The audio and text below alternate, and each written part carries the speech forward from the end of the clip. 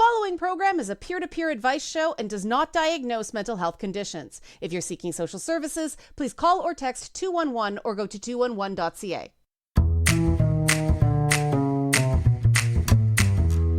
Hello, listeners around the world on radio, streaming, and podcast services. This is It's Not Therapy. I'm Liana and I am not a therapist, but I am your source for navigating the madness of mental health using my top 10 sayings for going good crazy.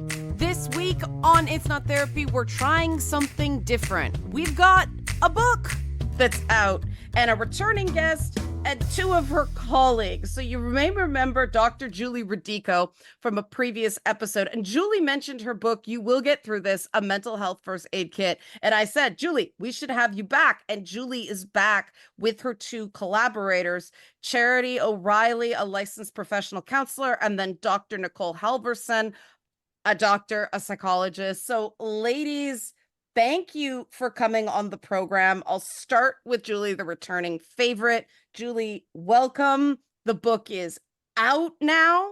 So where do you want to start with the book? Why did each of you decide to come on this project? We'll start with Julie, we'll go to Charity, and then Nicole.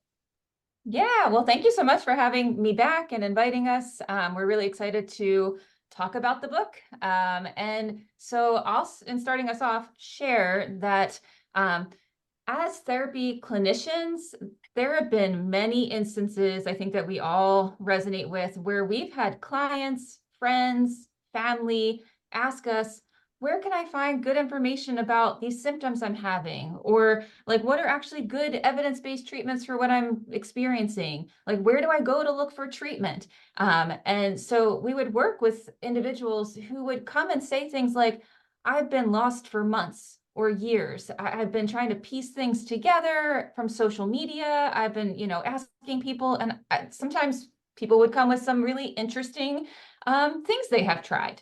And so in discussion, sort of started percolating and was like, it would be great if there was a mental health first aid kit, a place for people to go. So if it took them 5 months to get in to see a therapist, they would know, oh, this is what my therapist wants me to know. This is what they would say, hey, here's where you might start. Here's some good evidence-based things to be thinking about, reflecting on. Additionally, like, here's how you might talk to a loved one about what you're experiencing, or talk to a loved one who you think might be experiencing a mental health concern. So we really wanted to provide the starting steps to help people, figure out, okay, where's some good evidence-based information? How do I seek a diagnosis? What treatments might I be looking for? And then for them to have some starting steps to know, where should I go? So that's sort of where it started. And then I was like, I can't do this by myself. That's too much. This is like, I feel passionate about this, but I know some really amazing professionals who need to be part of this, because one person can't see all the sides of, all the perspectives. 3 people can't, 4 people, but we tried. And so passing it on, that's sort of the precipitating idea. And then my wonderful colleagues here helped shape it into what it's turned into. Mm-hmm. Charity, why did you come on board with this project? Well, first of all, yeah, for having us on the podcast. Really appreciate being here today. And so exactly what Julie was sharing, I think often of this quote that we like to say in therapy: psychoeducation is like giving someone the keys to their own car. That there's this information that's out there that we don't want to be gatekeepers of in the mental health field. We want people to have the relevant information to heal. I specialize in PTSD, and so often, and there's really basic but really important information that if they'd had it months sooner, they could have started their healing journey so much sooner. And so when Julie shared this idea with me, I was so excited to be able to get something that would be accessible in people's hands. Whether people decide to go to therapy or not, a paperback book, which we made the decision together to make the book paperback so that it would be more accessible to people, is hopefully something that people will be able to afford, to be able to spend time with. Maybe someone is too busy to go to therapy. They have young children, they work hours at therapy aren't available, should be affordable for them. There's a lot of reasons that are barriers to mental health, and we address those throughout the book. But having this book, we're hoping, is the beginning of someone's journey. This is a beginning process for somebody. It's not further on down the line, but we really hope people knowing this information will get them started. And I also just wanted to add, I've been thinking so much about this week in particular, because I was just on vacation with my extended family, our annual family reunion. And as a therapist, and I'm sure all of you resonate with this, I get so many questions about, sort of basic to therapist things, like how do I find a couples therapist? How do I get my kid for early intervention? And we really address those very, again, to therapists, basic issues, but it's not basic at all if you're a person floating out there in the really mystifying, confused system. Our book is aimed specifically at the US healthcare system, but we do hope that there are applicable points to other countries as well. Up here in Canada, there's definitely overlap. I found it really useful. Nicole, what brought you on this project? Well, I've been finding I have an insurance-based practice, that so many people are reaching out and having such a hard time connecting to, setting up therapy and just wanting to have this wonderful, amazing resource where people can start their journey, maybe going into therapy, or just having an empowering guide as they're going through the process at any stage. Because I find, even like with clients that I've worked with for a while now, sometimes we get into the weeds of something, and getting back to the basics is super important when you find that like an episode of depression comes up, or you're finding yourself encountering an issue that you haven't experienced before. And just having that out there in a way where people feel seen and supported is really important. And I've known Julie for a long time, and I've had the privilege of meeting Charity through Julie, that it was this opportunity to work with colleagues that I trust, who I know just like are so passionate about what they do.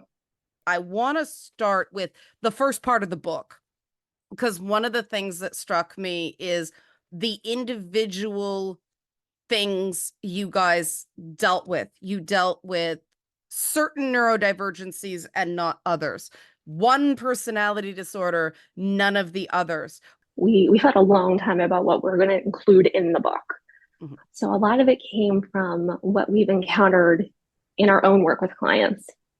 So what has usually presented, as well as like what we're seeing trends in what people are experiencing. So it was a challenging process, like picking one experience over another, but really kind of trying to channel the largest audience right now.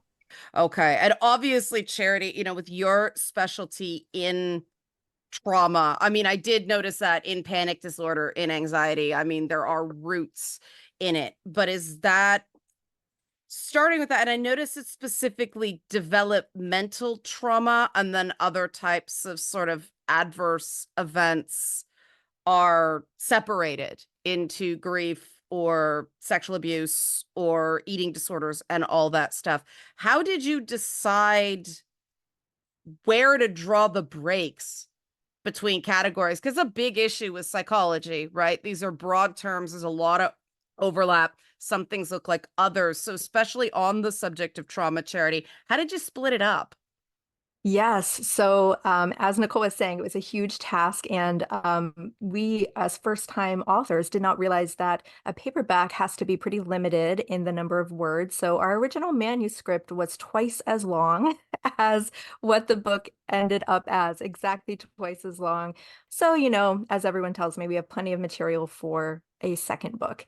But I'm glad that you noticed that there is that trauma-informed lens, even in the topics that don't particularly say trauma. However, taking a step back even from that, originally, when we were thinking about how to format the book, how to write it, we really wanted to stay true to the biopsychosocial model, so that we were looking at people as whole people, not only mental health diagnoses, but also their social health, their physical health, their emotional health, all of the things that are included in a whole person. And so we really thought about, as Nicole was saying, what are the common issues? And to someone reading the book, they may think, oh, I wouldn't think that this is a very common issue. But they are things that we see daily in our practices that impact the whole person. And we certainly could have tripled and quadrupled every single section, but really taking a look at, as you see in the format of the book, what are the mental health implications, the social health implications, the physical health implications, and so on and so forth. Okay, I know we just feel like we're digging in, but we have to go to our first break. So when we come back, I want to talk about that line between self-help and primer for getting into the system, because that's something I think the book actually handled well. So when we come back on It's Not Therapy, we'll continue. We're talking to the authors of You Will Get Through This, a mental health first aid kit, about how to help yourself, how to get help. Julie Radico, Charity O'Reilly, Nicole Halverson, Dr. Nicole and Julie. Charity is a licensed professional counselor. We'll be back after this on It's Not Therapy. The following program is a peer-to-peer advice show and does not diagnose mental health conditions. If you're seeking social services, please call or text 211 or go to 211.ca.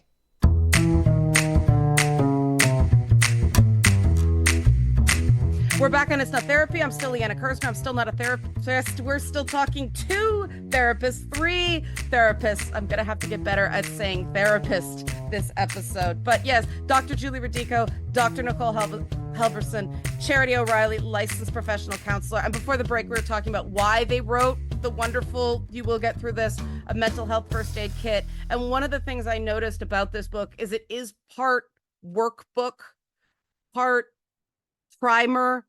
It's not a self-help book. However, the self-help elements are, in my opinion, very, very good. You really targeted what people can do on their own.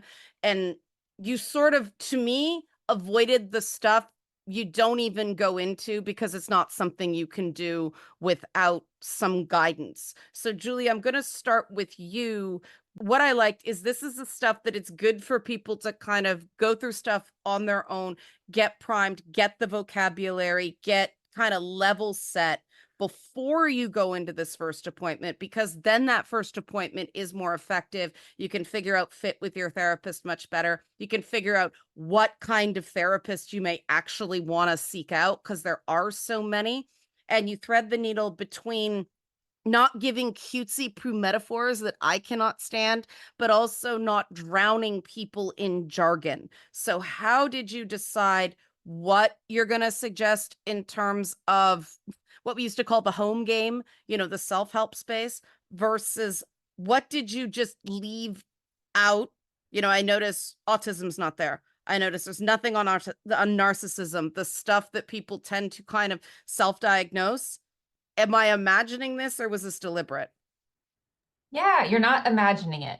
So, and I think it's a really important point, and I'm glad you sort of were able to synthesize that in a beautiful way for the listeners, that part of what we wanted to do was to say, here are really common things that we tend to see in general therapy spaces that people come in with, and they're like, I don't know what I'm experiencing, or they're like, there's nothing wrong with me. And then you talk to them and you're like, oh, you have anxiety. And it's not just anxiety, it's like social anxiety disorder. Like there's, something else, and they've just been coping with it.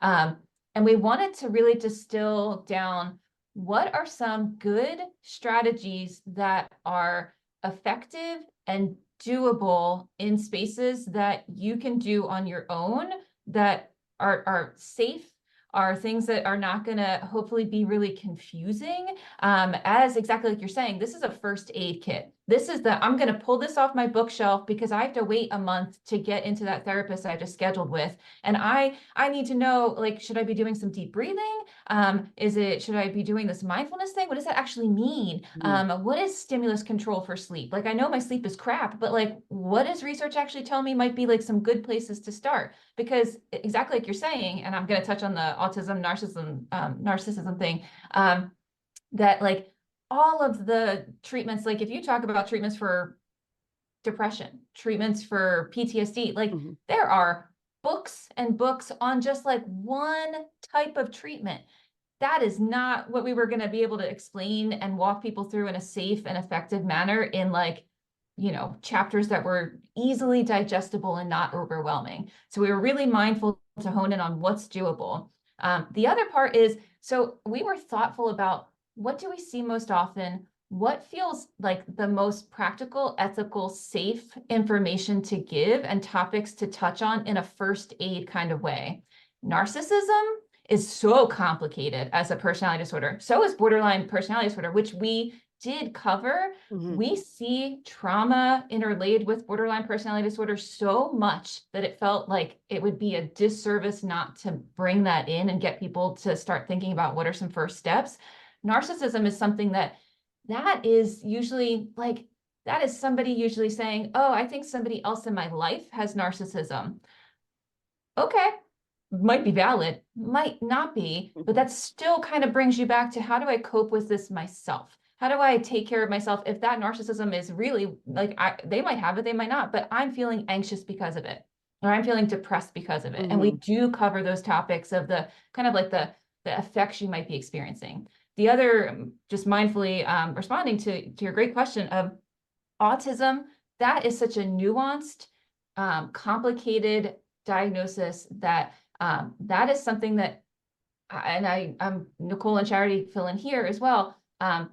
We don't want you to start to diagnose yourself with autism on your own. That's a really thoughtful conversation to have with a clinician, whether it be your primary care clinician, with a therapist, because there's so much information, like misinformation out there that everyone like is self-diagnosing. And there's really complex layers to how you get diagnosed with ASD, and to really identify that you're autistic. And we wanted to be really mindful of like ethical lines. And so we're hoping that if you're pulling this off the shelf and you're saying, maybe I'm autistic, okay, there are still pieces of information in this book that are going to tell you where you might go to start to talk to somebody, how you might utilize your insurance, how you might get an assessment, in the way that it's not like just specifically for, ASD, but for okay, in general, I think I'm struggling with something. We lay out, again, first aid kit style, where might you go? How might you start on that path? These are really important types of things that, and exactly as Charity said earlier, volume 2, like, yeah. I mean, you can't cover it all, but we really hope that there are still nuggets people take away that are helpful along those paths. But yes, that, we are all ears, and I will say, we've already started getting some reviews of the book. And one of the things that we've heard is that people really, they like it, they find it helpful. The one thing is we wanted it to be more like all encompassing. Like they wanted everything covered. And I think that just goes to support this idea that we need more good, like evidence-based, helpful, like tangible, readable materials in the mental health space. And so we're all ears for that. Yeah. And it's interesting. Probably because I'm so attuned to this, because my specialty as a peer counselor is neurodivergency and trauma. Trauma brain does a lot of the same things that ADHD does. So Charity, in this issue, I'm going to you because you're the trauma specialist of, yeah, we got some things that are ADHD and we got some things that are BPD and we got some things that are trauma. Yes, all the things. I see a lot of people come in with all three. How do you separate, but then how do you go, yes, and where do you begin with something that complex? Well, first of all, what a wonderful specialty, the overlap between trauma and neurodiversity, because there certainly is so much. And if it's okay, before I jump into that question, I also just wanted to note about the previous question that when we're talking about autism and narcissism, and even, now maybe putting into that category sociopathy, we really are looking at the neurodiversity umbrella. And thankfully, more and more destigmatization around ASD, around narcissism, around sociopathy, but still a lot of stigmatism. And so my hope is that in the next 10 years, maybe a little sooner, we're going to see more and more research coming out that is really taking a look at, hey, this is all just part of having a human brain, and brains can be neurodiverse, and that's a beautiful thing. And so perhaps in our second edition, we'll be able to address those with even better research out there to say, you know what, we don't need to stigmatize people with these disorders. So that was part of the thoughtfulness around the book as well. It's just that a lot of what's the research that exists out there has not caught up with people's lived experiences, and I have no doubt that it will, because it can go that direction, that people with lived experiences advocate, and then the research finally catches up. Mm-hmm. So when it comes to the overlap between trauma and everything else in the book, you are absolutely right that trauma brain impacts everything. And I also see people in my practice all the time that are saying, is this PTSD? Is this ADHD? Is this, just having a really bad day? And because so many people have experienced trauma that they perhaps weren't aware was trauma, you mentioned the developmental trauma chapter. Mm. And often when people have experienced developmental trauma, which here in the US we have to call CPTSD developmental trauma or attachment trauma, because CPTSD is not a diagnosis in the DSM. It is a diagnosis in the ICD, which I'm assuming you use in Canada and most other countries. But people who have experienced that kind of childhood trauma often do not realize that what they went through was trauma. People often think of single incident trauma, which we do cover in the book, when they think about PTSD or trauma symptoms. But in my practice, I see primarily people with CPTSD and those childhood experiences that really shaped their experiences with self-trust, with trust of others, and of course, with the way that the brain functions in ways that have been really confusing to them.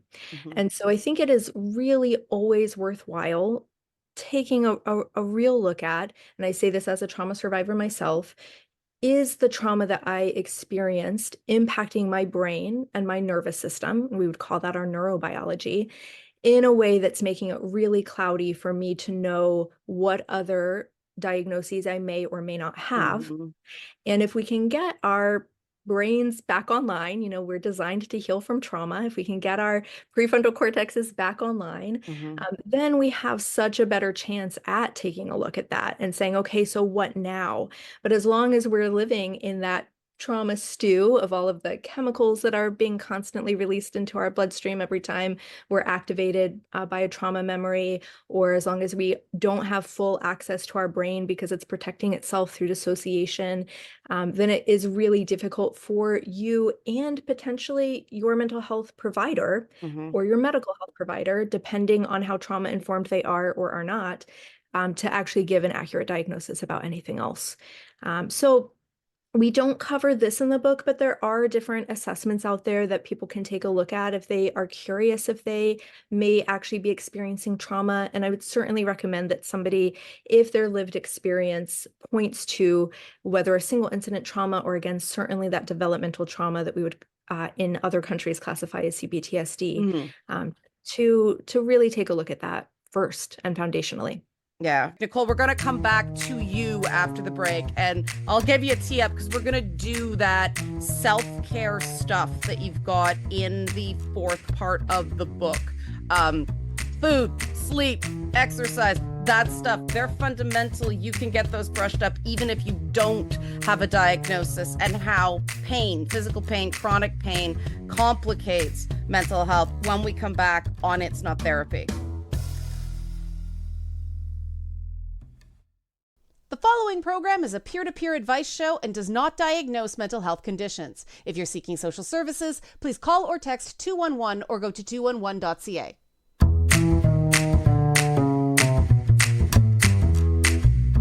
We're back and It's Not Therapy. I'm still Liana Kersner. I'm still not a therapist. We're still talking to the authors of You Will Get Through This, a mental health first aid kit. They smile every time I say their names. That's the amazing thing about bringing up a book. It's like, I made this. It's this wonderful dopamine release in the brain. So I'm doing it. You will get through this, a mental health first aid kit. Dr. Julie Radico, Dr. Nicole Halverson, and Charity O'Reilly, a trauma specialist, a girl after my own heart, though she is a licensed counselor. I'm just a peer counselor. But we were talking about trauma and how it affects, and the nervous system and the biopsychosocial model of mental health. And you have a wonderful chapter in the book devoted to that without the jargon. And Nicole, I'm going to start with you because you didn't get to talk last time, but you've got quite a bit on the relationship with food, chronic pain, addiction, sleep.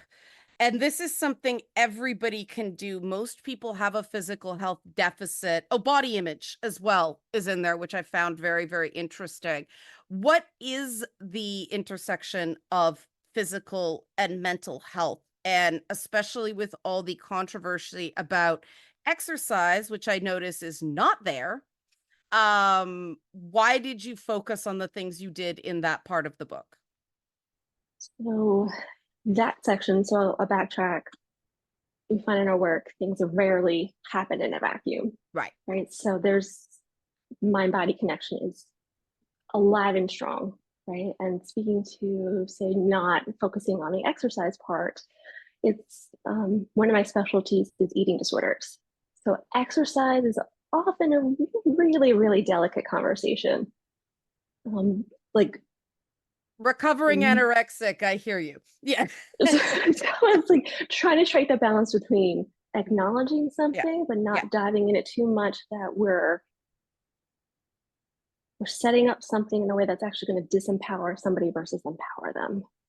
Yeah. And also recognizing with like body image, relationship with food, chronic pain, there's so much of a spillover where oftentimes what I'll see in my practice is somebody has a unhealthy or unhelpful relationship with food. Oftentimes you're going to see anxiety or depression or trouble with sleep, because if you're not eating enough, that's going to impact your mood and sleep. And if you're in a space of maybe binging, that's also going to interrupt so much. Yeah. And with chronic pain, if you're experiencing that level and that depth of pain, how does it not interfere with your mood? That's why we have the relationship section too. These things just spill over so much that in our aim to be holistic, we wanted to make sure that we help people recognize how interrelated these things are. So within the chapter, you might have noticed too of like, you know, if you're struggling in this area, you might also want to check out this chapter. Right.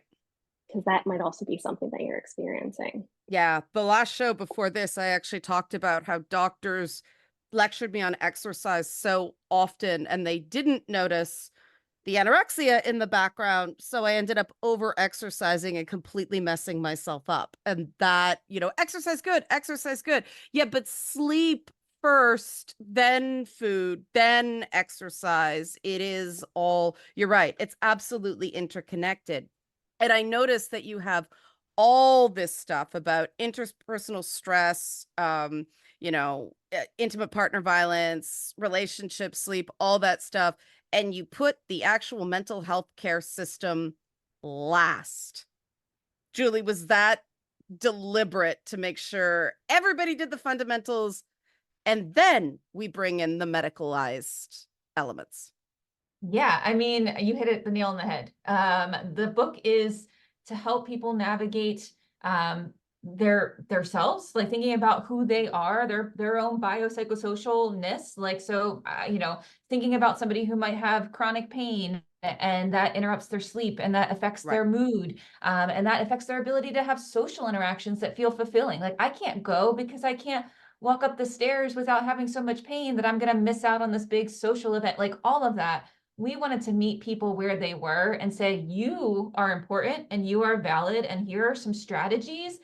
And then at the end, sort of like bring in the frustrators, but also the like tricks and tips and navigators that we have learned from being sort of like, inside this system and working in these different realms of being like mental health professionals for years, that like we want to try to demystify what does it mean if I have, what's a deductible versus what are you talking about? All these roadblocks that the system is like clear as mud about. But we wanted that to be kind of like, okay, you've got some strategies, you've opened up the first aid kit and you're like, I need a Band-Aid first. And then I need to know like, oh, where's the Band-Aid come from? And how do I get more of the Band-Aids? Like, how do I get somebody to help me cover the Band-Aid cost? And so that's kind of exactly like you're saying. We had this flow of like, here's some initial things that you might be experiencing. Like maybe you're experiencing struggles with infertility. Maybe you're experiencing loneliness. Here are some strategies that might help you. Here's what the research says about it. Here's how you might ask for help from a loved one. And in that same chapter, it's got resources for you. But then also at the end, like, hey, we get it. The mental health systems, even primary care system, like all of that is not the greatest, is the kindest way I'll put that. And especially like with an American kind of lens, there's a lot of roadblocks, there's a lot of frustrators, but also I think some of that has like a US bent, but then there's also parts of it that are really still also broad in that we talk about how might you talk to a care professional if you need help. So like these might be things that you want to consider, like maybe write out what you're experiencing or write out the things that you need. Because once you get in that room and they're like, you got 15 minutes, your brain's going to go blank. You're going to maybe remember one of the 5 things and you're like, crap. As you walk out the door, you're like, I didn't ask for this. I needed that. I don't know what to do with it, and then you're like, I got to schedule another appointment or send messages that maybe they never respond to. Like that, I feel like is universal. And we try to demystify some of the strategies that might help you. Again, having this lens of, we are not the system by any means, but like, we've been like, I worked in primary care settings, and Nicole's worked in hospital systems and Charity's worked in community centers. Like we bring all these perspectives to say, oh, you can advocate for yourself in this way. And we want to help you do that.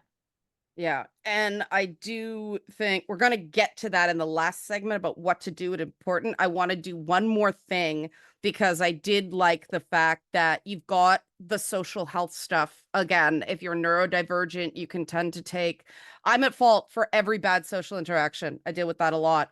But also you've got sectioning into loneliness, burnout, and grief. And we live in an era where everything is described as trauma. And Charity, I suspect this drives you especially nuts, but it probably drives all you ladies nuts because I saw recently people describe disappointed reactions to a cartoon as trauma. We all have trauma from that. And I think that we're intending to have inclusive language there, but what we're actually doing is cheapening what trauma is. And if you do have trauma, then everybody says, oh, if you're lonely, that's just trauma. If you're grieving, that's just trauma. And you can be lonely and grieving and not be traumatized. Some people do develop trauma. So Charity, how do we tease that out? How do we go, okay, trauma is valid, but these other things are also valid and they may be, but are not necessarily interconnected? What a beautiful point. And it makes me think of, as we were writing the book, the 3 of us would have so many conversations all the time and in so many different ways about how much we really wanted to normalize the human experience. And I remember particularly when we were working on the grief chapter and just kind of sharing with each other some of our own experiences with grief. And I think we say it in that chapter, and we say it in the anxiety chapter, we say it in numerous chapters, there is nothing wrong with you if you are grieving. There is nothing wrong with you if you are anxious.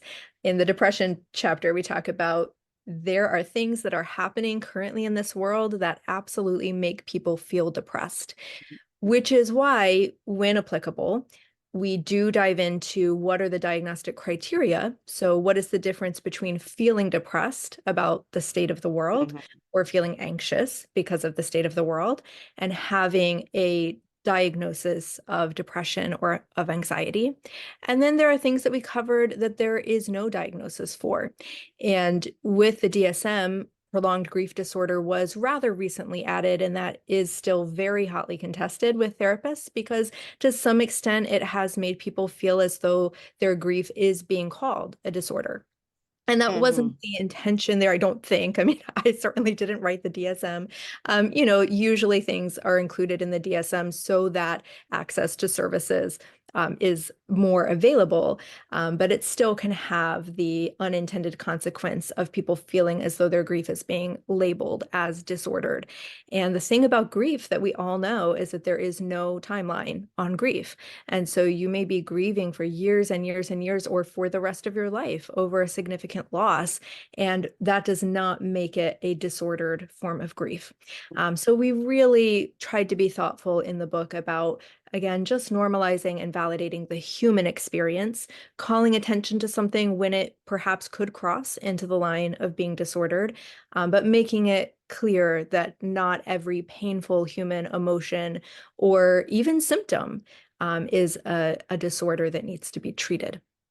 Yeah, the medicalizing of normal humaning is a very real thing. And we're going to talk about that a bit when we come back, and how to arm yourself for that first appointment. Ladies, I'm going to ask you all for your one biggest tip for interacting with the system when we come back. So I'm prepping them, I'm giving them a chance to think about it, because this is very tough to be on the spot in these interviews. So we'll be back with the authors of You Will Get Through This, a mental health first aid kit, a book I recommend. I loved it. You can hear the enthusiasm. I'm more caffeinated than usual when we come back on It's Not Therapy. The following program is a peer-to-peer advice show and does not diagnose mental health conditions. If you're seeking social services, please call or text 211 or go to 211. We're back on It's Not Therapy. I'm still Liana Kirsner. I'm still not a therapist. We're still talking the book, You Will Get Through This, a mental health first aid kit. And we have the authors, all three authors on the book. Dr. Julie Radico, Dr. Nicole Halverson, Charity O'Reilly, licensed professional counselor. And I teased off the top a lightning round, but first we're going to talk about that thing the book deals with.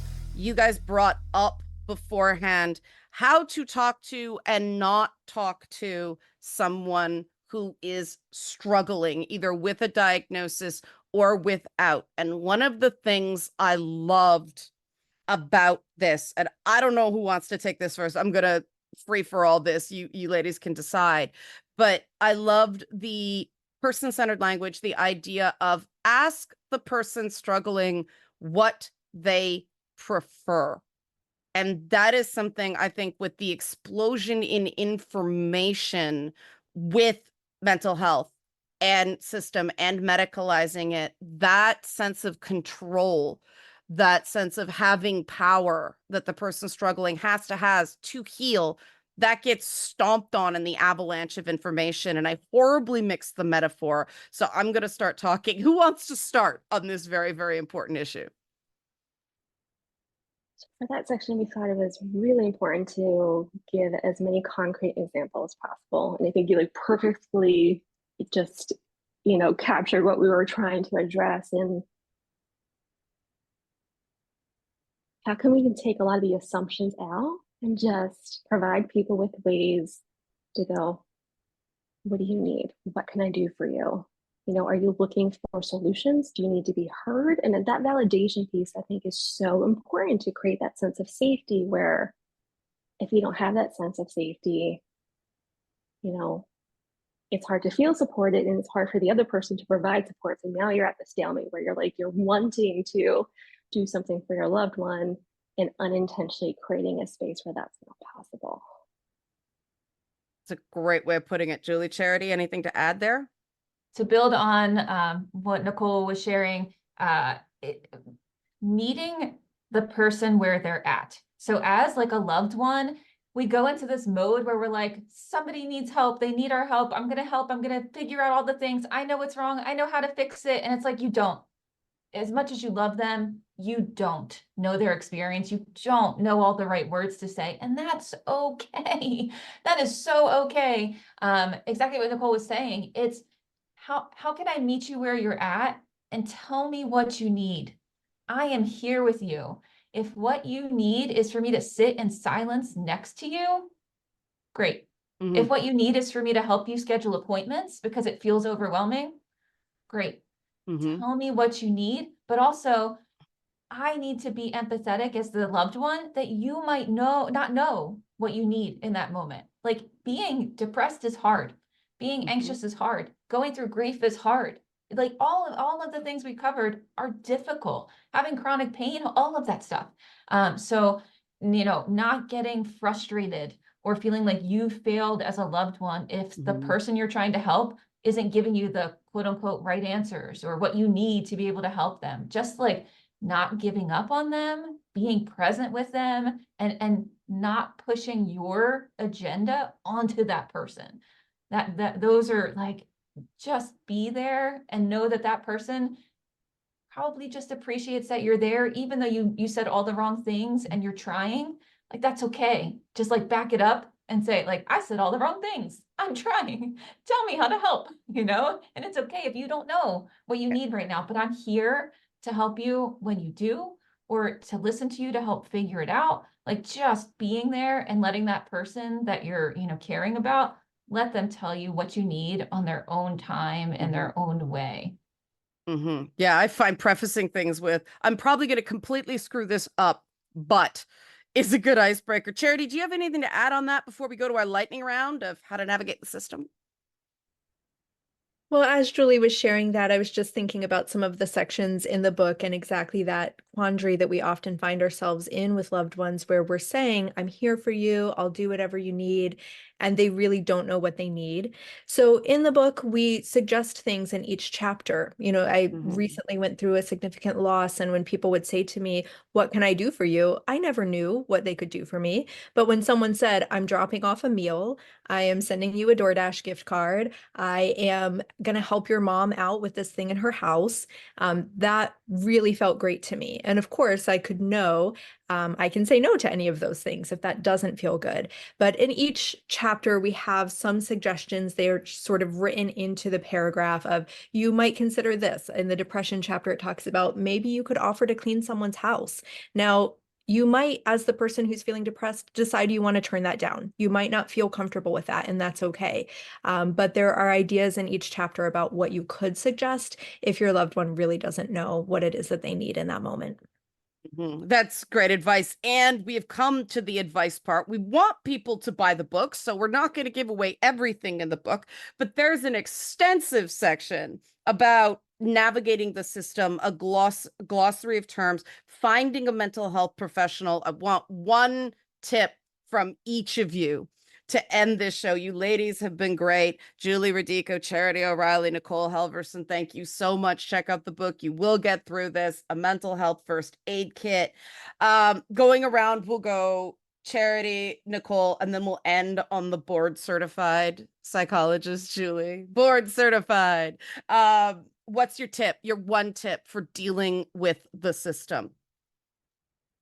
I'm going to make mine specific to trauma, and specifically to trauma that was caused by something that could be seen as a crime, which does include child abuse. I think many people don't realize that in the United States, there are free services available to people who have experienced things such as child sexual abuse or child physical abuse or sexual assault in adulthood or other types of crime. And in many states in the United States, that does not need to be reported in order for there to be financial assistance. So I really wish more people who've experienced trauma at the hands of another person knew that. And there certainly are resources available if you check out your state for funding for victims of crime. That was exactly how I ended up on the journey where I got the trauma diagnosis. So that is a good piece of advice. Nicole, what's your one tip for navigating the mental health system? If anything, one tip I would say, write down your questions, write down what you want. So when you're calling insurance company to get information about your benefits, when you're calling therapists to try to connect with somebody, in these moments, it can be really emotionally charged, very anxiety provoking, especially if you've called 10 therapists or you've been on the phone with the insurance for 30 minutes and still don't have clarity. Persist. Writing stuff down just helps, I think, focus us and center us, especially if we're feeling really sluggish, our energy is low, we're unfocused, and write stuff down. That way, when you get off the phone and you're coming down from maybe stress of it, you can recall what was discussed. Mm-hmm. I am a chronic note taker because of the trauma brain, so I am well on board with that advice. I've been scribbling this whole time. Julie, what's your advice? Don't give up. So the mental health systems in any country are not perfect. They are frustrating. And there are many diagnoses that, so the providers, the clinicians in your system treat as what are known as diagnoses of exclusion, meaning they have to send you on a journey of seeing lots of specialists, lots of people. It's so frustrating. It's so time consuming. It's so expensive, but they are trying to care for you in the only way that they know how, because they have to rule out a whole bunch of things in that journey. Don't give up.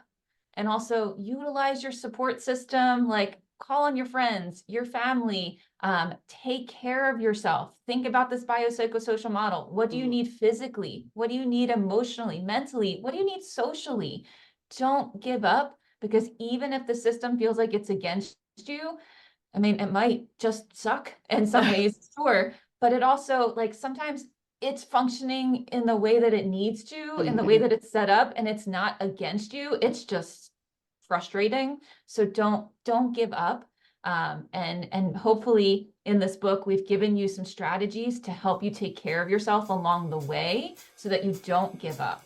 Get started, take care of yourself. You're worth it. And just, like, again, utilize all the supports, all of the strategies that could help you as you take care of yourself, and figuring out how do you get your needs met in a mental health and a physical health system that maybe is a little clunky at times, to put it kindly. The autoimmune disease I was eventually diagnosed with is a diagnosis of exclusion. It took 5 years to land on. So yeah, I've validated every single bit of advice from my personal experience. This is why I love this book. I wish I had this book when I was through it, because you do have stuff about what to do while you're waiting, when you're on that wait list, when you're looking to be placed, when you're waiting for that specialist to call you back. It gives you a sense of control, because our do something brain wants to do stuff. So you will get through this, a mental health first aid kit. The authors are with me: Dr. Julie Radico, Dr. Nicole Halverson, Charity O'Reilly, licensed professional counselor. Ladies, thank you so much for coming on It's Not Therapy. This has been fantastic. All right. If you want to get the book and you missed the name of the book, you can email me, Liana@nottherapyshow.com, or go to my website, nottherapyshow.com. Join the mailing list while you're there. Fill out the contact form. Say, what was the name of the book? You will get through this, a mental health first aid kit. That was the name of the book. But at Not Therapy Show on X, Twitter, Instagram, and Threads to follow this and all other content I have. Again, Liana@nottherapyshow. If you get home, if you're driving right now and forget the name, what was the name of that book? I can give it to you, no problem. Because while there is no substitute for talking to a good counselor, licensed therapist, social worker, or anything like that, some of you are waiting to access the system. Sometimes you are on a waiting list. Some of you are going, I don't know what I need. I don't know where to start. That's what we're doing here. Until next time, we are out of time. Remember, your crazy is only a problem if it's hurting you. Talk soon.